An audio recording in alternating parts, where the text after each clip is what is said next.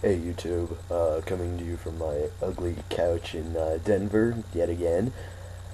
Um, I probably shouldn't be doing a video right now because I am sick as a dog, but I've been thinking about doing this for a while. I just wanted to talk about the three things that I think make it so difficult for people to actually see me as, I don't know, a normal person, because I've had problems lately, with trying to establish relationships with people based on these three things, and I think that it's important to kind of get them out. Now, there's my haphazard introduction here. Okay, so thing number one, I'm intelligent. Now, I hate to toot my own horn or whatever. I'm not pretentious, but my IQ is somewhere around 140, 150. That puts me at borderline genius. And yes, it's easy as hell for me to do most things in school and whatnot. However, the fact that I speak with a vocabulary that's better than, the vast majority of people my age, I guess, puts people off. I'm not entertained by talking about the weather. I'm not entertained by talking about the latest TV show. I mean, I do like TV. I do like weather. I mean, it's hideous always here, but you know, that's what I get for living in the coldest fucking state. Anyway, but I think that that puts people off, and yet you would think that it would be a good thing to be intelligent, correct? It should be a good thing. I've always valued it, but people don't want to talk about what really matters, I've noticed. And maybe it's a matter of intelligence, maybe it's just a matter of experience. I've had a lot of experiences, and it makes it easier for me to talk about things that really aren't just ephemeral crap. But, anyway, I digressed. Number two, I'm bipolar, obviously. I mean, if anybody's watching this video, I know people don't watch my videos much, but, the last one I posted was me in a fun manic state. Obviously, that's not the state of affairs now. I'm sick, I'm mostly depressed. Um, Typically, unless the Prozac's working, which it's not right now, I am in kind of a just slightly depressed mood. And yet, I function about as well as I could. I've noticed that I actually still function just as well when I'm depressed, but when I'm depressed or manic, I can be kind of an asshole to people. You know, the wrong word can set me off. And I'm not entirely in control of my moods, though I've become a lot more in control. If anybody's watching this and they don't really know much about bipolar disorder, I have what's called bipolar type 2. It's mostly depression, but I get the occasional hypomanic episode, which is what I recorded a few days ago.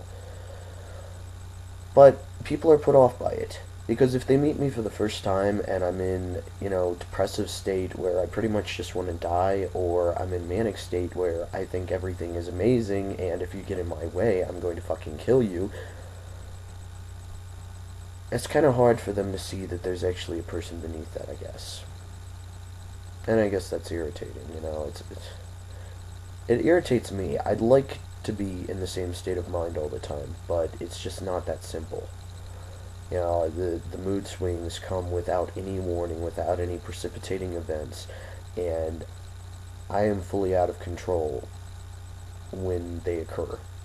For the most part, I'm a very controlled, rational, gentle person, but I can get kind of scary during the episodes. Not scary like kill somebody, but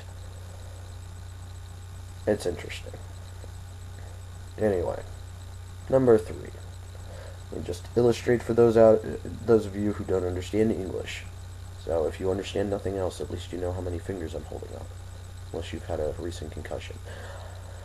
So, I'm a tranny. No tranny actually likes that word. I don't mind it. I'm taking him back just like Porch Monkey, but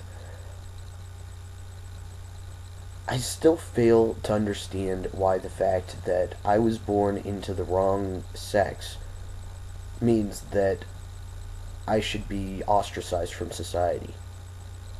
I don't have a big problem making friends with that taken into account, and I'm usually pretty honest about the fact that I am transgendered, but I think it hurts me in romantic situations. A very good friend of mine, I think she knows me better than pretty much anybody else does at this point.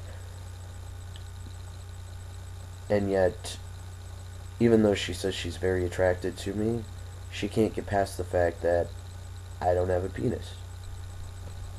I'm sorry. I'm not happy about it either, you know? But there's not a whole lot I can do about it. And if you take into consideration the fact that there are only two sexes on this earth, you know, granted, miscellaneous genders, of which we have no idea the number, but two sexes, it's not that unusual for somebody to have the wrong sex for their gender. And there are workarounds. But people don't think of it that way. You know, they see me, they see a, you know, I won't give myself too much credit, but somewhat attractive guy, uh, who pretty much looks like any other guy, who is kind to them, who knows how a woman's mind works, and yeah, I'm bi, but I've had this problem from guys too. Um, and they love that. But they just can't get past the physical thing. And I ask you, you know, people out there, what's the big deal? Really, what is the big deal? I mean, so I have the wrong anatomy down there. Surgeries right now are not sufficient to give me what I should have had. You know, I could butcher my entire body in search of that, but I still would not accomplish what nature made the mistake of, you know? So, I don't know, it's kind of a conundrum. I got this triple whammy thing going, and it seems like since my divorce, it's impossible for me to meet someone in a romantic capacity.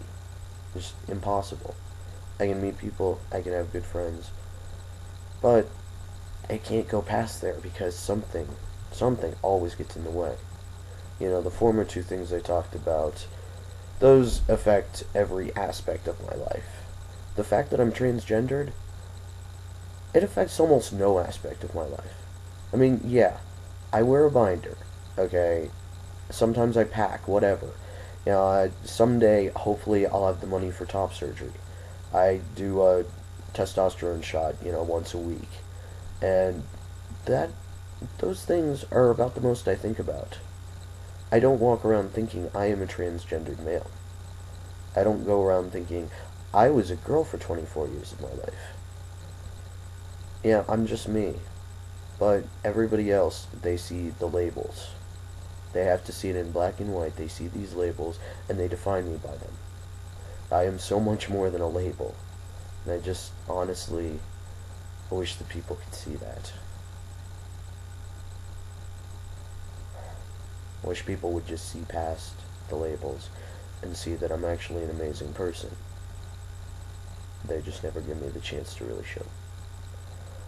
So, that's my lesson for today. Keep in mind, I have the flu, and no, the germs are not contagious over the internet, so you're good. I'll close for now. Maybe next time it'll be a prettier couch, but I doubt it.